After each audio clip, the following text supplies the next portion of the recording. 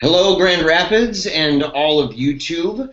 You're watching PaleoRadio. I'm your host, Jeremiah Bannister, and I'm accompanied today, of course, with the other host of PaleoRadio, Joe Elder. How are you, my friend? I'm good, man. How are you? I'm doing really good, man. I'm excited about this because we didn't have a show last week, dude. Yeah, we didn't. We slipped through our fingers, if you will, right? Right. Oh, but we've been doing a lot. Yeah, we were super duper duper busy. I went to Clackles. It was it's an apple orchard around here, and by apple orchard I mean like the most epic apple orchard on the planet. Like you go to Clackles and there's all these different rides. My friend Paul, he rode a camel at an apple orchard. I mean, how many different apple orchards can you go to and say, well, yeah, I rode a camel around? A pretty interesting mix there, camels and apple orchards. You don't Right, usually see the right. two paired up very often. Yeah, so it was tons of fun, and the kids got to go, and we had a super great time, and it was a whole bunch of fun. But it was too much. That last weekend was busy for both of us. We had a whole bunch of stuff going on, so we missed the show, and we're really bummed out. But we're here today. We're super excited. We have a bunch of great stuff to talk about. We're going to start out today talking about the old huckster, Mike That's right. Huckabee. That's right. That's right. Mike Huckabee is threatening to leave the GOP, and this isn't anything new, right? I mean, the threat of conservatives to leave the GOP. There's been talk of the libertarian GOP breakup, the conservative GOP breakup, and how there's always these cracks and these fault lines that form, and you have high profile people who threatened to leave. You had, what was it, Lou Dobbs, That's right. a handful of years ago. He threatened to leave. Michael Savage, the talk show host, he's threatened to leave. Now you have Mike Huckabee, and he's threatening to leave. And he's threatening to leave because of the issue of gay marriage. And there's no doubt that gay marriage is sweeping the country by storm, right? It's reflecting the values of people in general. But there was a piece that I read. I saw it on right-wing news, but it was actually from the Washington Examiner. It's by Kelly Cohen. It's an interview with Huckabee on American Family Association's radio show. It was on Tuesday, last Tuesday. And he said this, quote, "If the Republicans want to lose guys like me and a whole bunch of still God-fearing, Bible-believing people, go ahead and just advocate on the issue. And go ahead and say abortion doesn't matter either. I'll become an independent. I'll start finding people who have guts to stand. I'm tired of this." And as I said, this isn't anything new, right, to the GOP. This is right, but this is a big issue, and we Joe and I, you and I were talking before the show about the future of the GOP in an America that seems okay with gay marriage. That's right. And what we were talking about is how these groups have segmented themselves off before, or actually what would be a better way of looking at this is this would be a good thing for Mike Huckabee and his crew of people. It would be a good thing for the GOP, most likely. The fact that they have a group of very fundamentalists, it's a collection of very fundamentalist people, and they all have these ideals about how America should be and how they want it to be, and these ideals no longer jive with the Republican Party, never have jived with the Democratic Party. So I honestly think they should break off anyways. It would be easy. It'd be a good thing for the GOP because they could say, look, we're not the anti-gay group. We're not the group that is so staunchly pro-life. This is the other group. This is your fringe group, your Mike Huckabee style. So I think it's an interesting thing. It's nothing new. That's for sure. Do you think it would kill them? Do you think it would kill the GOP? If the GOP took a position that said, you know what, because we are Republican, we believe in representing values of the people, and we believe in representative government, and the people seem to believe this. We're really kicking against the goads, and not simply kicking against the goads, but we're, I don't know if placating is the right word, but appeasing a base that really isn't as big of a base as it was at one time. It's definitely vocal. I mean, there's no doubt that it's a huge factor even to this day, but there's no question that the so-called moral majority has lost a lot of its clout over the years. and that it seems to be at odds with what they call the establishment Republican Party, the people that they call rhinos. And you've seen these two paths begin to split and go in different directions for a while, and it seems like the establishment within the Republican Party, if nothing else, they know this. They know how to make projections. They know how to look and say, okay, we have these things called popular elections, and if we don't have values that represent large portions of the people, at least 50% of the voting populace, we're done. We're out. There's no more Republican Party. And I think that the establishment's able to do that, whereas the base, this rabid conservative base, they're really wrapped up, and I hate saying this, but they're really wrapped up in magical thinking almost. Like, if you just stick true to your guns, that's all that matters, and that God will win the day. Jesus will come in and swoop down and fix everything, and if he doesn't, it's because of divine judgment. And I think the establishment looks at that wearily. That's right. I think they're frustrated by it. I think they look at it and they're threatened by it. I think the Republican Party knows they can't keep this ticket and run on these ideals and stay relevant.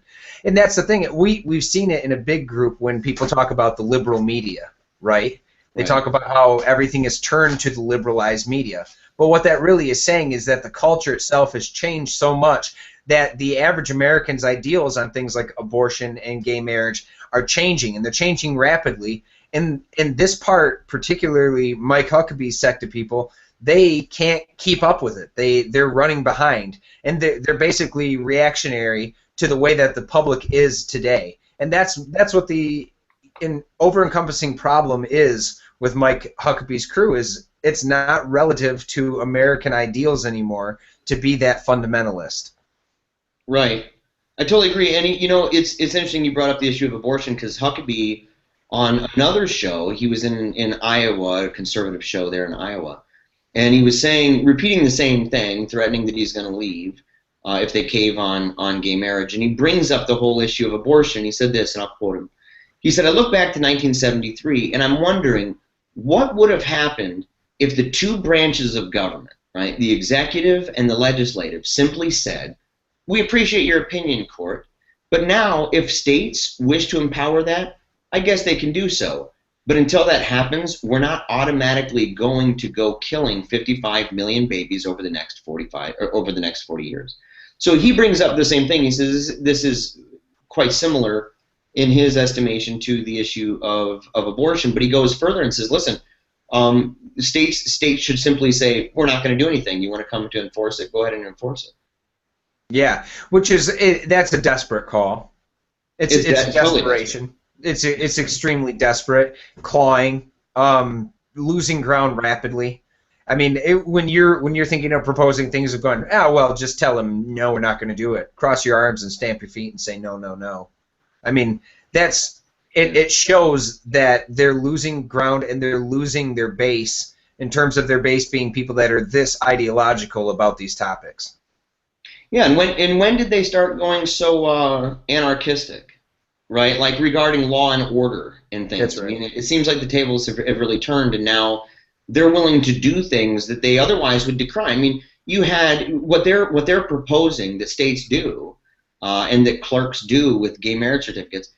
I don't really know how that differs too much from the criticisms that they leveled against clerks around the country who were issuing these things and were doing these and were issuing license in a way that was activist oriented. That's right. Like the way it was going, so they took it upon themselves, and people like Huckabee decried that and said that's lawlessness. You simply can't do that. And all of a sudden, the law doesn't seem to be moving in his favor. It seems like there's momentum going in a certain direction. He doesn't like it, so he says, "Well, just don't obey the law." That's right. Obey the law when it's your laws, right? Obey the law when it's the laws that you've implemented on the people. But if it's something that you disagree with, take it as you go. Right. Speaking of a weirdo. That the GOP is trying to distance themselves from, when I was looking up this story, I stumbled on a guy actually I'm not super familiar with, but I've actually met him face to face. I've spoken with him. His name's Michael Perutka. He's a politician for the GOP in Maryland, and he was a former Constitution Party candidate, which is where I met him. I was at the Constitutional Party Convention of 2004. It was publicized on C-SPAN, and he was elected to be nominated to be the candidate for the Constitution Party. He's now with the GOP. He's now, as far as I know, he might even be heading up the GOP in Maryland. But he said this, and this is what he's in the same boat with Huckabee and the GOP establishment saying, man, this is Looney Tunes. Peruka goes like this, quote, he talking about gay marriage and the push to normalize it. He says this, quote, is this about sinful people wanting to engage in their sin? Or is this about making a statement that you will go along with the sin? He went on to say, quote, it seems to me that the reason that it's got to be validated, talking about gays and lesbians wanting to go out, I guess, and validate their beliefs, perversion has to be validated because recruitment is necessary. This death style, I don't call it a lifestyle. This death style does not reproduce. It needs to recruit. So it's got to recruit your children. Wow. Right? This kind of logic. I mean, it's one thing to say it is a fact. It doesn't by itself reproduce. Gay and lesbian behavior does not by itself reproduce.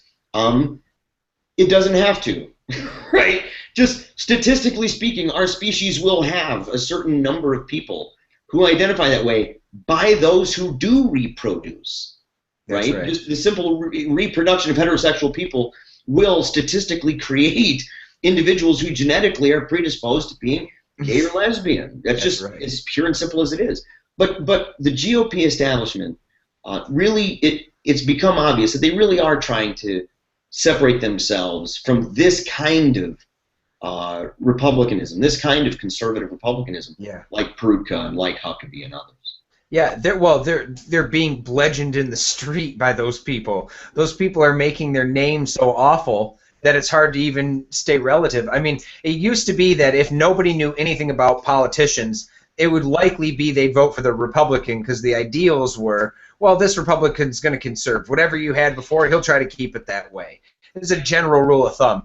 Now, it's different. Now you have people like Todd Akin talking about how, women who are raped, their bodies have a way of shutting that whole thing down with making babies. And you have people who are this fundamentalist. I mean, those people are destroying the name of the Republican Party in a way that people who are moderate Republicans, people who aren't necessarily that idealistic or that staunch and rigid in their beliefs, those people are wary of the Mike Huckabees, the Todd Akins, the group of people that can really make it a detrimental time for them and for their party. Right, and like you said, they're making it really, really hard on establishment Republicans. There's very little friendly interaction between the moderate Republicans or liberal Republicans and conservative Republicans. And it seems like conservative Republicans, they're a very rabid base, but as I said, they're not the only ones in the party. There already is a big tent of people. There's a large number of different people with different positions who are involved in the Republican Party, and it seems like an increasingly small number of people are the ones that are the loudest, the most vocal, the most staunch and fervent in their opinion, and that they're really steering the ship in a way that everyone else in the ship is saying, dude, this is terrible. This is garbage.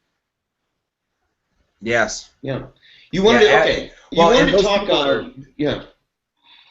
Oh yeah, the last thing I was going to say is those people are hamstrung. They're strung up by this group because it's an argument of saying, well, you're not a real Republican. You're not a real Republican. Well, you don't have my ideas. You're not, and it's a name calling. It's a name calling fiasco. That's really all it is. But moving on, speaking of name calling fiascos, we were going to talk about Bill Maher and Ben Affleck, Sam Harris, Reza Aslan. This basically talk about Islamophobia for a second. There's an article that was it began on Real Time with Bill Maher, a conversation amongst Ben Affleck, Bill Maher, and Sam Harris about Islam and the tenets of Islam, and if it is a good idea or a bad idea at its core. And Maher, obviously, his position was it was entirely bad. There's nothing good about Islam, and it predicates bad ideals. Sam Harris wanted to make a claim saying that Islam was violent to a sect of fundamentalists, but if you take those fundamentalists out of the group, the main group of people who believe or subscribe to Islam still hold very deeply held belief that is that would be non-liberal beliefs, if at best you could say. And Ben Affleck basically said that the both of them were bigoted, racist, compared what they were saying to saying shifty Jew or referring to black people in a negative manner. So there's been a lot of blast out about this. And Reza Aslan, you have some clips loaded up of a response Reza Aslan had to Bill Maher. Yeah, I'm trying to give me 1 second here. Sure. I'm trying to get this exact thing set up. This is going to be our first or second time. Give me a second. Sure. Okay. All right. Let's go ahead. Can you see my screen at all here? No. No, not yet. Okay, let's do this. Let's do Google Hangouts. Here we go. All right. Present to everyone. Okay. Can you see it now? Now I can see half of it, yep. Okay, let's go ahead and just increase that. Here we go. Can you see it now? No. You cannot see it now? It says you're no longer presenting, no. No, that's not good. Okay. I don't even know if I play it, if it's going to do the sound part of it. I have no idea. Yeah. Yeah, this is a new thing. Okay. Let me try one more thing, okay? And then we're not going to take too long. This is kind of a new idea for both of us here. Let's do... Well, and we know the crux of what he said anyway, so if we have to continue it on, we can. Present to everyone. Let's try this. Okay. All right. Can you see it now? Yes. Yep. Okay. Is it the whole screen or just part of it? I can see it, the whole screen. Okay, there you go.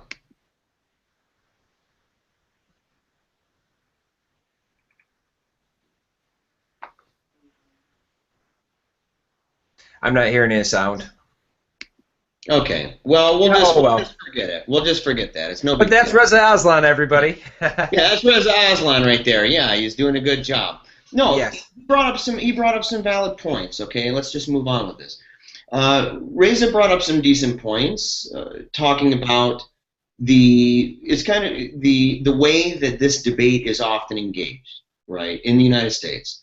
That there is a tendency in the United States when talking about the Muslim world, even that phrase, the Muslim world, that it's kind of a monolithic whole, and there's really not much difference. And there's a tendency to focus on places like Iran, or places like Pakistan, or places... Saudi Arabia, that's the big one, Saudi Arabia. To talk about those things and to present those as if they are indicative of the whole. That's right, and it is stereotypical. It's taking a small portion and laying it out and saying this small portion, it represents the whole. But I think that's exactly what Sam Harris was trying to get at during that debate. He was pretty much overshadowed between Affleck and Maher going at it. But what Sam Harris had said when he was trying to unpack it was, excluding these extremists, we'll take the extremist group and move them out of it. We're not even discussing them. The average person who is holding the tenets of Islam would be very akin or similar to the most right-wing fundamentalist Christian that you would run into in the West. Mm-hmm. And he's saying that because in the West we don't have a problem dismantling these belief systems or beliefs about how women should be paid or women's rights, or anything of this nature, basically women's rights, genital mutilation, these things. There's a similarity there. I don't know if Sam Harris articulated his point very well, and I think that it did seem like they were demonizing one religion. I think there's not a response to the argument of saying all religions have a tendency to do this, especially religions that have a certain book and they're monotheistic, because it has a celestial appeal to authority. God said I could do it. And I think that what was being misinterpreted is Ben Affleck was taking what they were saying and thinking it was going after one particular religion, when Bill Maher and Sam Harris's overall views is overall all religious ideas are not very good ideas, but Islam is the one being practiced more fervently right now, so it's the one to get the most attention. what did he say? It was the motherlode of bad ideas. I would say the bungalow, right? It's like a Yes. It's a bungalow of bad ideas. It is. But there was something that Reza Aslan said that was valuable. He was talking about clitorectomies, right? He was saying the female circumcision, a grotesque process, much like male circumcision is grotesque. Yes. But he talks about how there's a tendency when people talk about Islam to treat it as if all Muslim countries engage in this kind of practice, and he says that's not a Muslim problem, it's a Central African problem. He says you have Eritrea, where 90% of it, 90% of that country practices that. That's a Christian nation. Ethiopia, 70% practices that. A Christian nation. He says this is a Central Africa problem more than a Muslim problem, and he brings up a valid point too about other countries like Malaysia or Indonesia or Turkey, where they have a lot of freedoms for women. In fact, where women are equal to men, where they've had heads of state that are women, large numbers of heads of state, and that it seems really strange to have the United States with a presidential list quite long of a bunch of men, right? All white dudes except for one. Yeah. And to say, this is the group criticizing Muslim nations as a whole, when at least in their heads of state they have a whole bunch of women. That's true. That's true. And I think Reza Aslan, he did bring up another point where he said there are Buddhist monks that are murdering people right now. I believe it was in Burma, I think it is. I'd have to check again.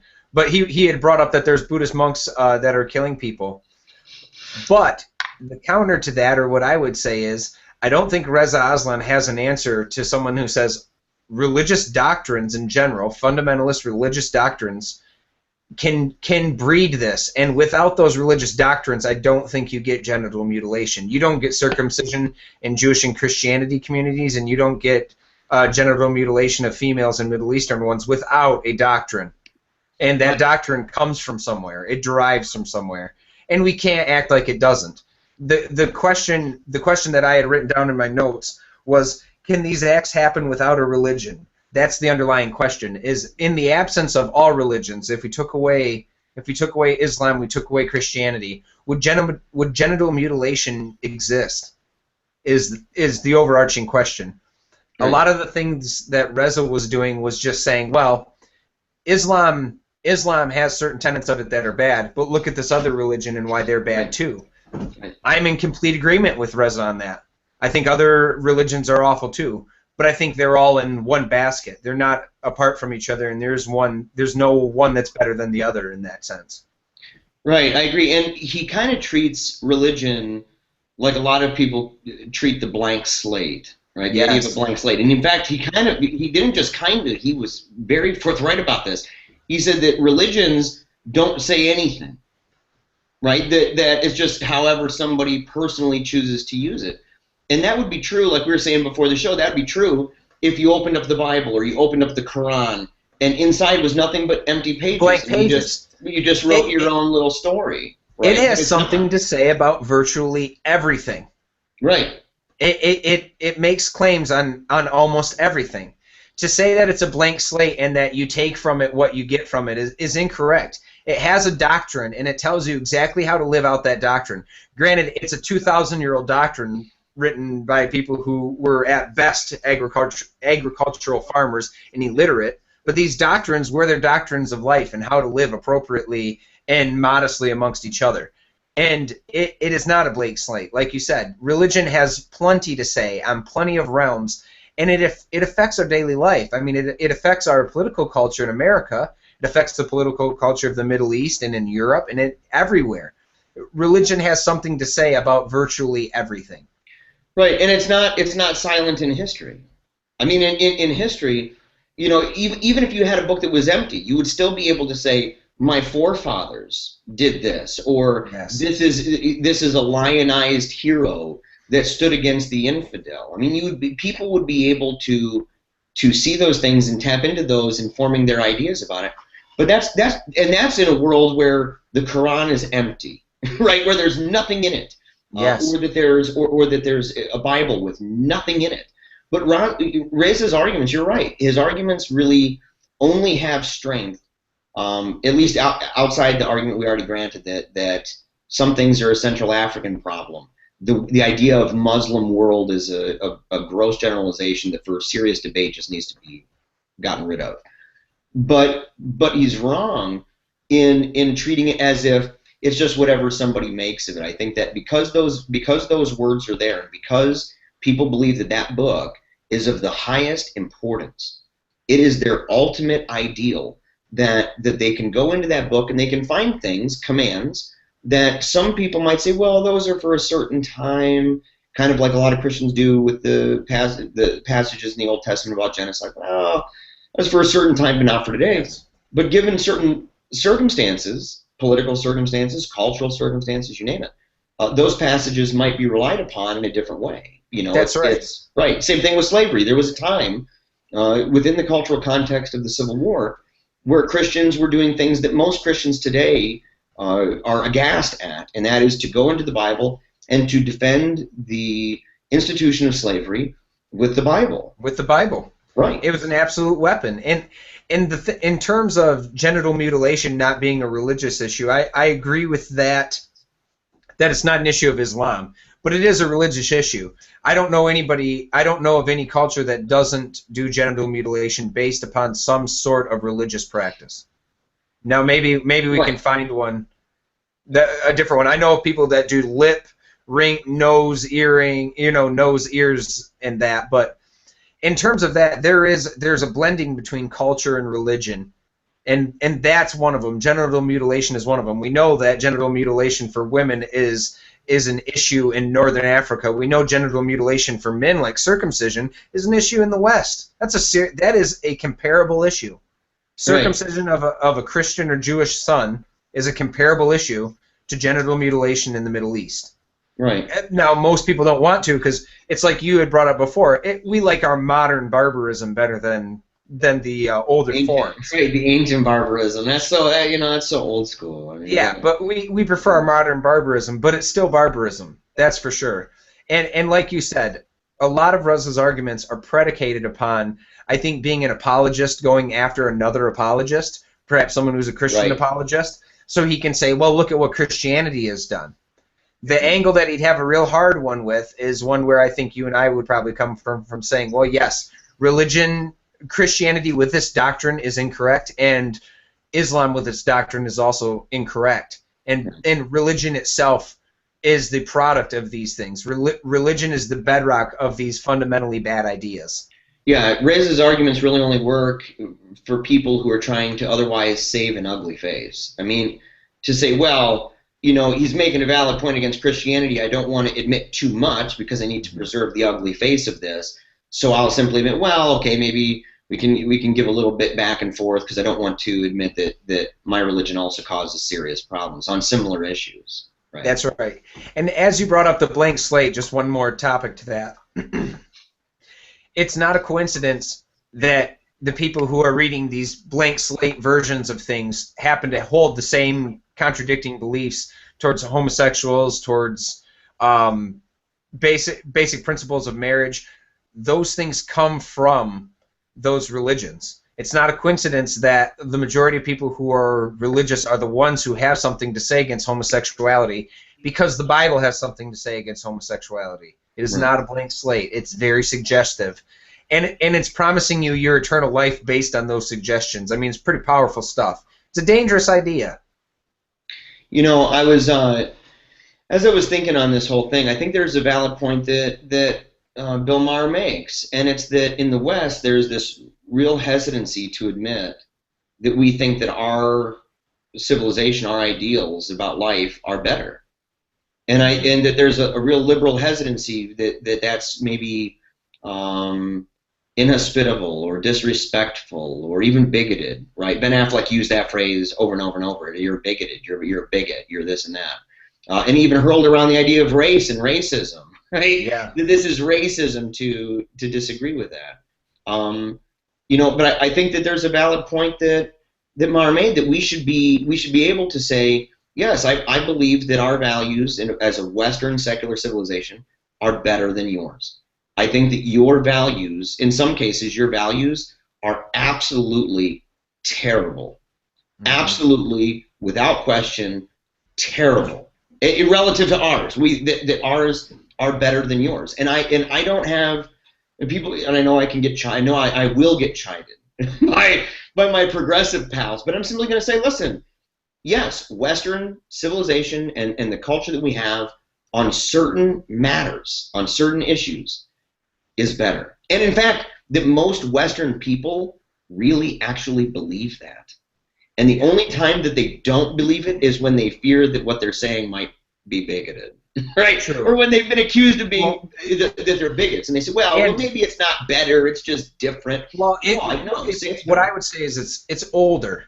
If we take our same religion, and it's our Western culture, most people will tie that in with religion, but I don't. If you take Christianity and you push it back 200 years, people being burned at the stake, being murdered and killed for going against the religion. It's the same thing we're seeing now. It's a time trap. It's a time bubble. If we advanced Islam 200 years from now, they wouldn't be cutting people's heads off in the square anymore, just like we're not burning people at the stake anymore. But it's the birthplace and the timeline of a religion. And like you said before the show, that in the West, let's say in the United States, we criticize religion all the time. In fact, we're very, very critical of Christianity in the West, right? That's the main religion here. It's the main religion that's been in power for a long time. We're very critical, and when people bring up criticisms of Christianity, very rarely will you ever hear, well, you're just a racist towards white people. That's right. Like that's just, but for whatever reason, when you start talking about Islam and you criticize Islam or you criticize Judaism and various practices within Judaism, all of a sudden you're a racist that just hates a race of people and not able to simply say, can I not criticize those beliefs? I mean, are those off limits for some reason? And who in the hell made that rule? I mean, that's right. There's a connection here, I think. If I say, man, I hate cancer, does that mean I hate everyone with cancer? Right. Or does it mean I hate cancer? Cancer itself.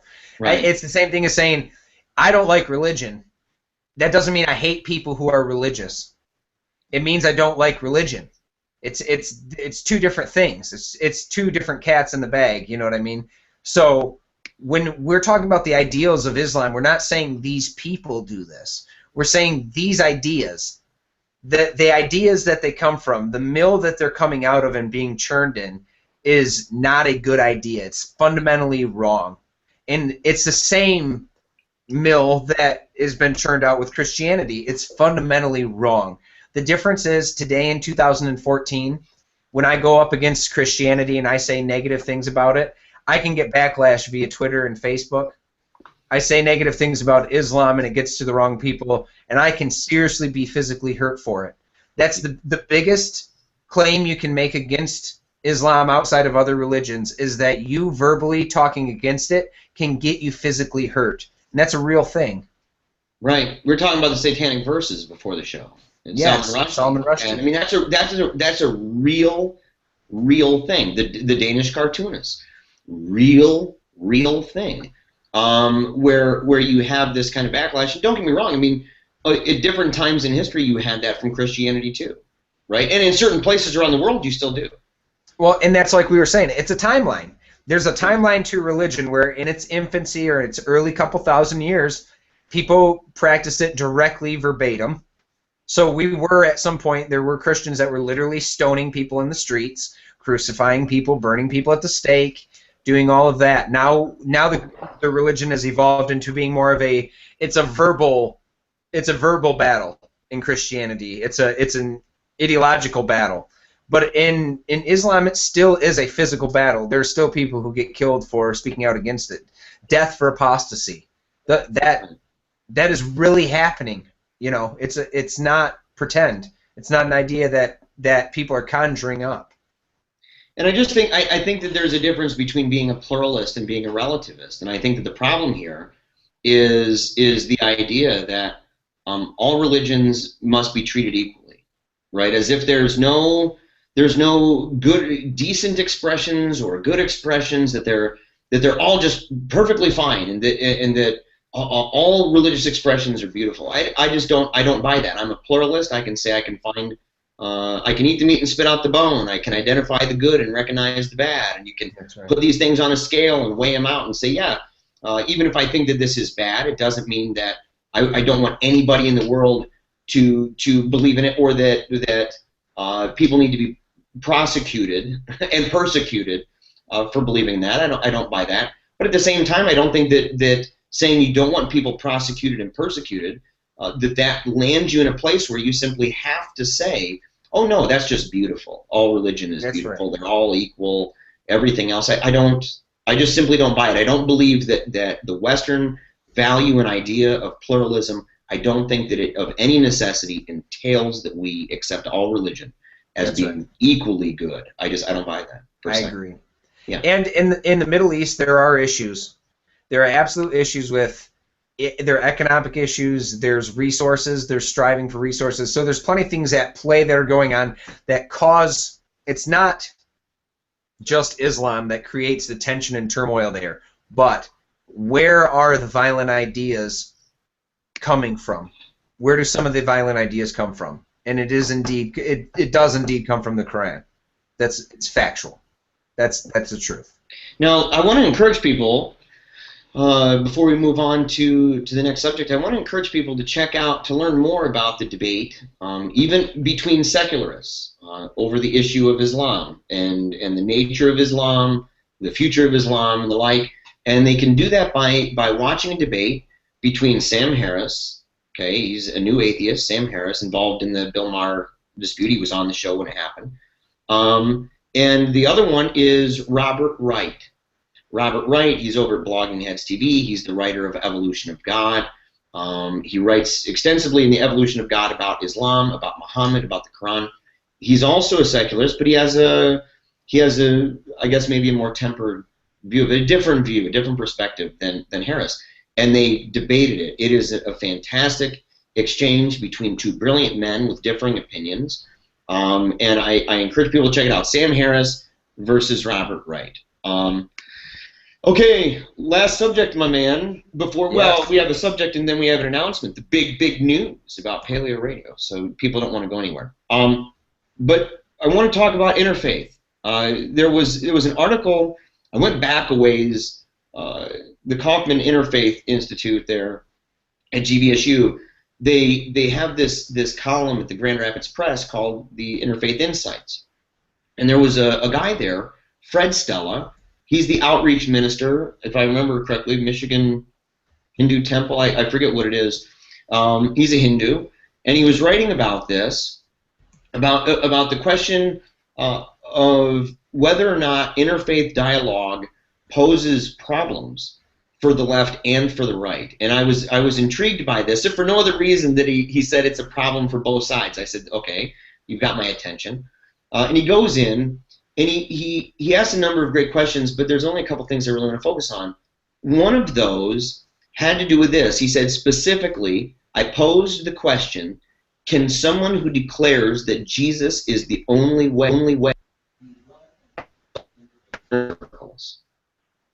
and when I read that, I thought, yes, of course they would be accepted into the interfaith circle, at least if you stay true to the basic principle of thou shalt not compromise thy faith. I mean, if that's one of the core principles, then that would be true. But I don't know how many people who do say stuff like that would actually want to be involved. Yeah, I'm not sure. Or if they would want to be involved, it would only be to convert everyone else.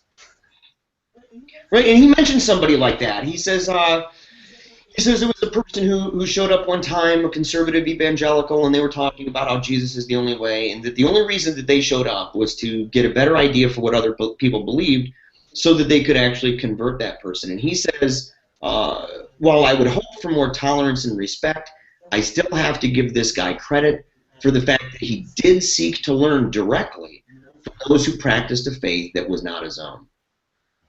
Sure. Well, I think it just getting anybody on the path to learning about other religions, if they only have one that they hold deeply and that they hold to be true, is a great idea, even if it's just to convert people. Because I think it's lack of knowledge that keeps people from really being able to unlock the doors of just misunderstanding other religions and misunderstanding people in general because it's just a lack of knowledge. Right. You know, I had some experience with this when I was an evangelical, in fact. The same basic idea, maybe a different sphere of interfaith or ecumenism. Ecumenism being the effort to bring churches, most often just Christian churches, into unity with each other. So you would have Reformed, Presbyterian, maybe Roman Catholic, you would have a number of them. Whereas interfaith dialogue is literally interfaith. I mean, it's people even outside of the Christian paradigm. When I was working in ecumenism years ago, I worked for this organization called CityLink, and my job was to try to get Christians involved, even just praying with each other. And that was extremely difficult. People, and if it says anything about interfaith dialogue, it says that that's going to be even more difficult to deal with.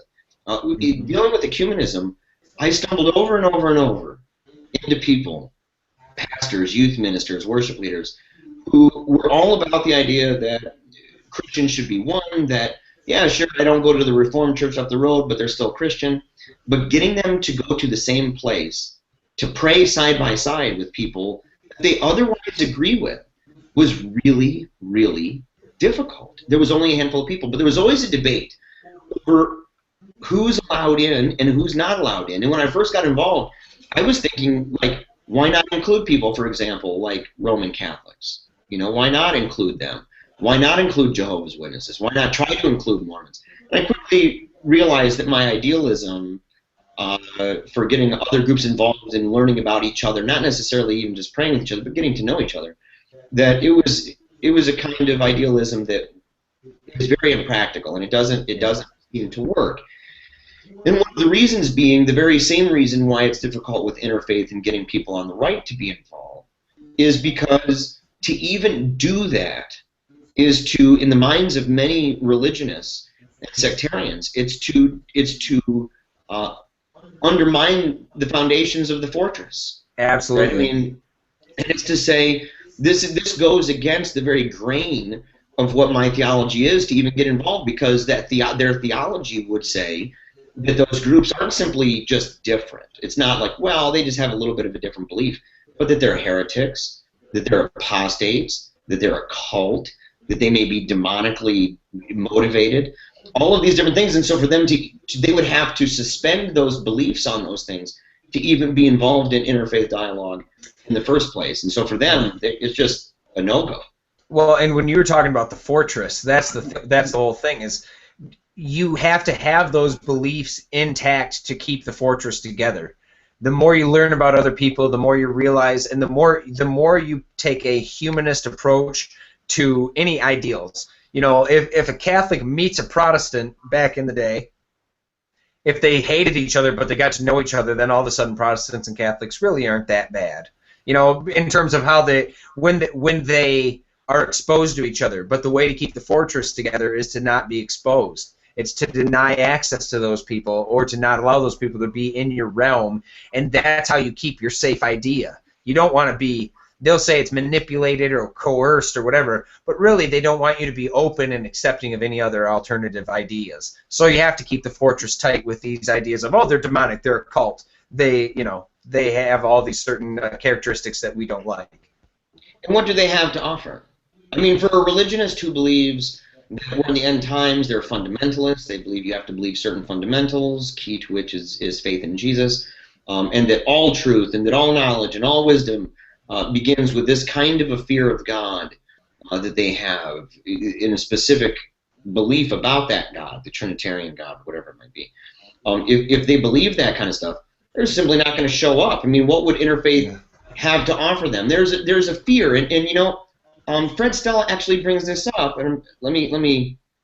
I don't know if I got it in here, but he was asking the question. You know, is interfaith trying to create a new religion? I mean, and I guess maybe I'm getting Fred Stella mixed up with Pius XI. Interestingly enough, I don't know, because I've been reading. I went back and I looked at stuff written by Pope Pius XI in his piece, or in his encyclical Mortalium Animos. January 6, 1948, he writes about this thing called ecumenism and these interfaith dialogues, and he's going against it. But the fear was that there's interfaith dialogue is trying to create a new religion, and that part of that new religion is this idea that all religious beliefs are good, that all religious traditions are of great value.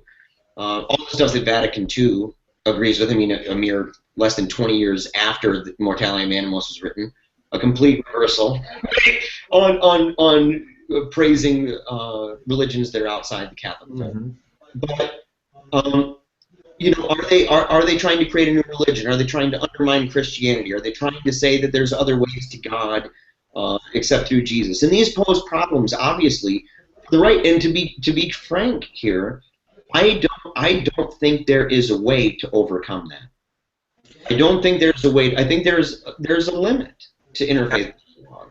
I think interfaith dialogue has an unintended consequence, and the unintended consequence is the breakdown of fundamentalist belief amongst people, whether they want that or not.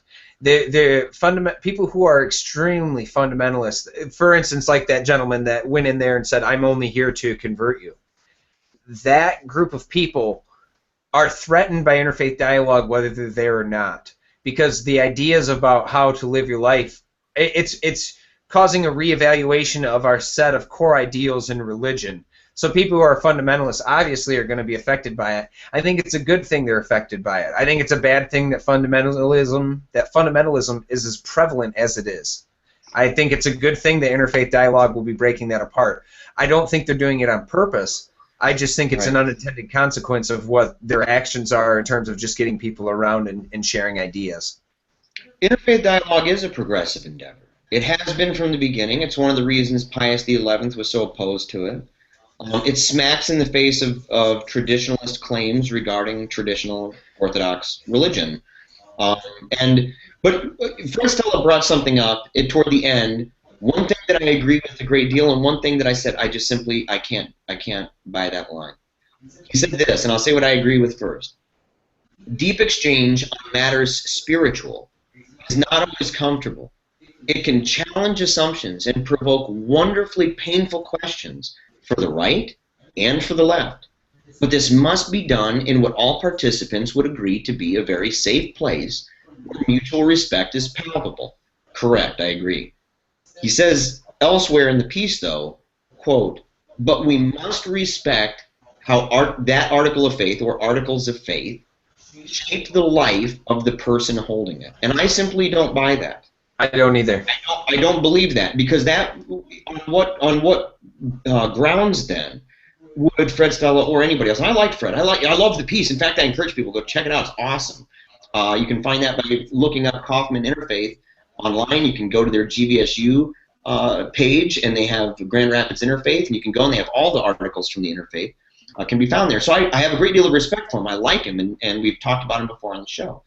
But the idea that we have to respect how articles of faith shape the lives of the people holding it, that's not. I don't think that's even a blank slate or a blank check for Fred Stella. No, and the reason why is, what would that not include? I mean, would you have to say, well, the idea of martyrdom for virgin wives? I mean, that's a real belief that people hold that shaped that person's life to become a suicide bomber. That's and I'm not being outrageous. This is no, it's true. Actually happens, right? And I don't respect that. I don't respect that, how that forms the belief of the person himself up in a bus. I mean, I don't feel I need to respect how the beliefs have shaped people's. I understand that the belief has shaped people's lives, but I don't need to respect it. Right. I can acknowledge that that's the way it is, but it's, for instance, people will bring up it makes me think of the Patton Oswalt. He's a comedian, but he has the joke about having a hovering butt above his head that he believes it 1,000% to be true, and if he does anything wrong, he'll get sucked up into it. And he would be the nicest person you'd ever meet, and he'd do everything great. But his reasons for living the way he lived would be absolutely and utterly ridiculous. And it's just it's a crude example, I know, but it's an example of saying, no, your outline of beliefs can give you a set of ways that you live your life, but I don't need to respect them. I don't have to either. In fact, I can openly say I don't. Just like you can disrespect or not respect certain ways I live my life. But I don't ask that people have to. I ask that they tolerate my life. They don't condone it. Right. And I'm the same way. And I don't think that the logic follows. The idea that we have to respect how articles of faith shape the lives of the people who hold it, and the idea that deep exchange on matters spiritual are uncomfortable. That sometimes that includes statements like, "I think what you're doing is dangerous," or "I think that your belief that you hold on this issue is counterproductive to a polite and civil society," or the advancement of actual knowledge about reality. Right? That certain beliefs. I mean, someone can maintain a belief about creationism. You could take a large number of religious beliefs and see that sometimes those religious beliefs actually impact people in their everyday life in a really bad way. And as I said, I don't want to imply even for a second that Fred Stella is down with respecting how doctrines regarding suicide and virgin wives that is remotely plays into what he's saying. But I think that's the problem in what he's saying, though, is that people can bring up issues and doctrines that influence people's lives that we would all say, well, that's just not only absurd, it's offensive, it's bigoted, it's grotesque. There's a number of words that can be used, adjectives that can be used and employed to describe this, and that's part of being honest. I think that's part of the thick dialogue that they talk about, the difference between thin and thick, the idea that some things are really easy and surface level. We can get along. We all kind of like to treat neighbors with some degree of respect, or we want to treat people in many ways the way that we hope that they would want to treat us, or whatever that may be. But thick dialogue would be that place where we bring up things that say, yeah, we really do have serious disagreements, and not just with an idea, but how it fleshes itself out through human behavior, human interaction. I think that's a real thing, but it brings up a problem that's part of what he's asking about anyway, and that's why I applaud him so much, is to say he's bringing up a question: are there limits? Right? Is there a line that there's really not much hope of having people on that other side participate and take part? And if there is a way to deal with those individuals and to bring them into the fold, how do we do it? He doesn't really provide too many answers. But I don't think that there are too many answers there. I don't know the answer to this question.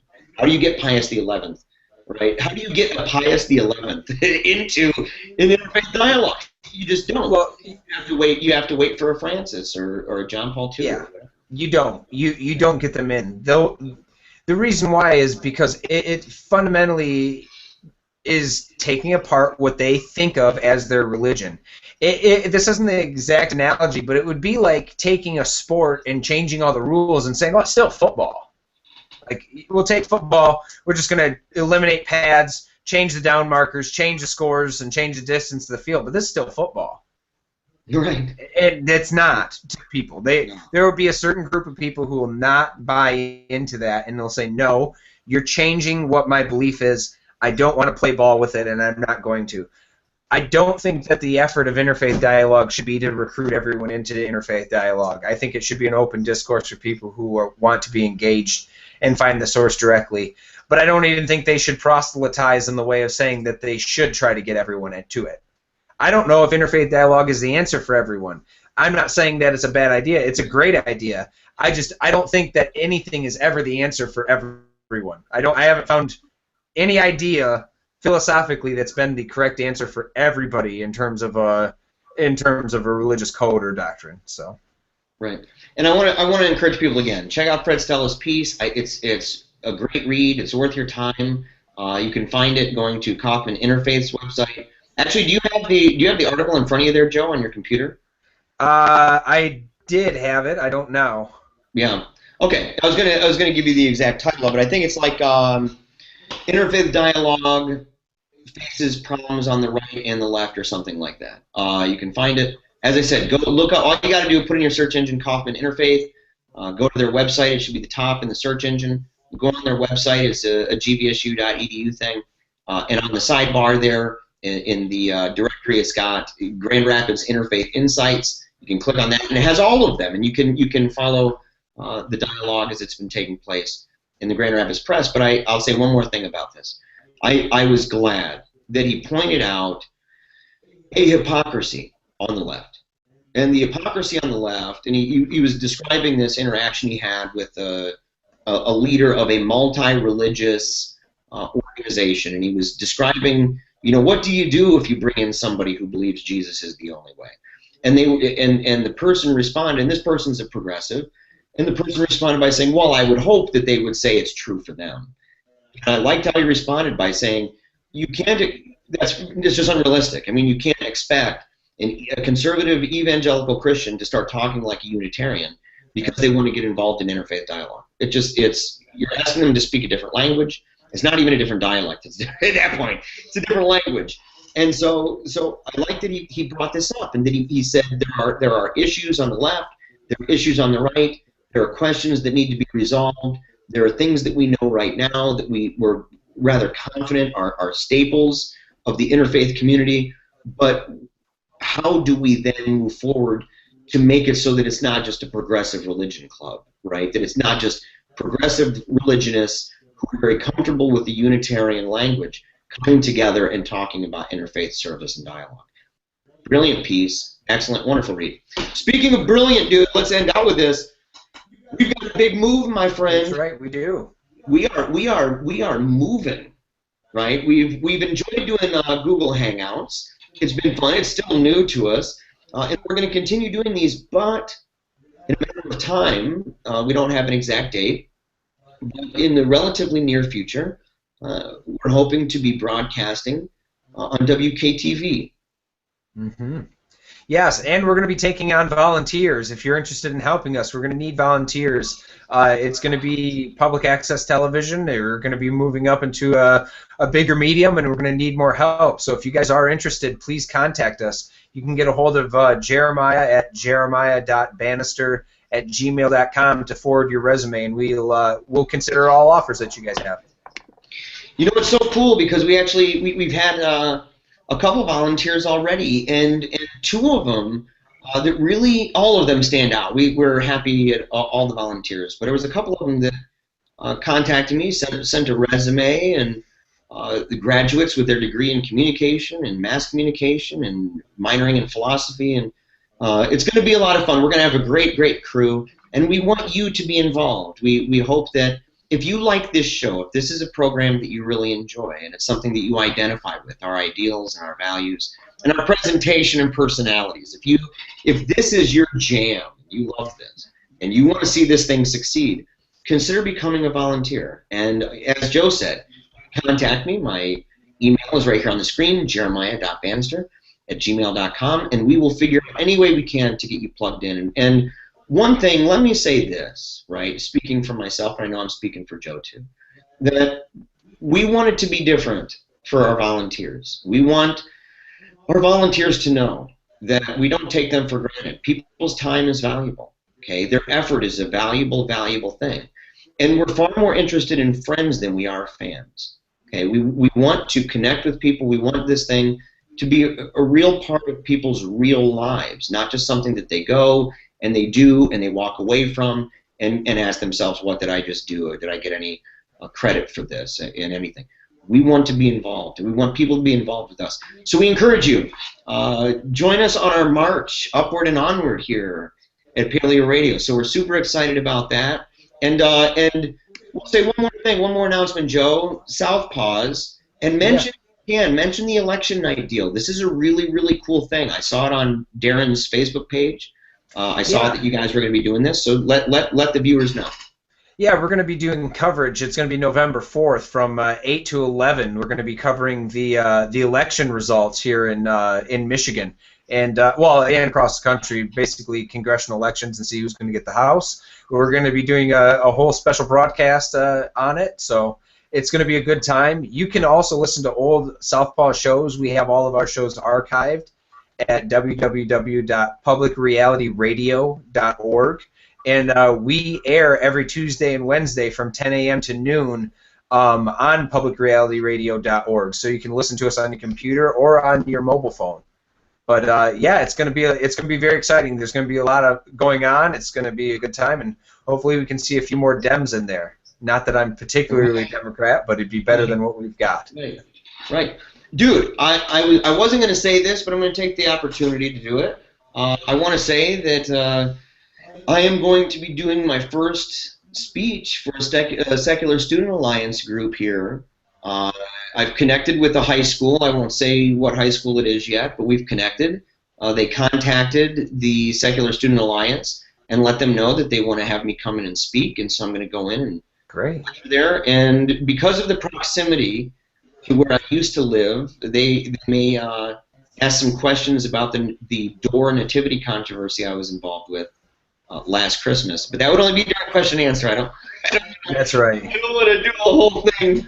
And I said, oh, good riddance to last Christmas. I'm looking forward to this one. So, but a whole bunch of fun. But I'm so excited about this. And if you're interested in having me come and speak to your organization or to your group or your club, and especially if you're involved with Secular Student Alliance, get in touch with the people overseeing your chapter or your region, and find out more by going to my Secular Student Alliance profile page. You can just look up Jeremiah Bannister, SSA, or Jeremiah Bannister, Secular Student Alliance, and you'll find my profile. It's got a list of the topics that I'm qualified to speak on, and that I enjoy speaking on, and ways to get a hold of me. So I'm super excited about it. It's going to be my first time.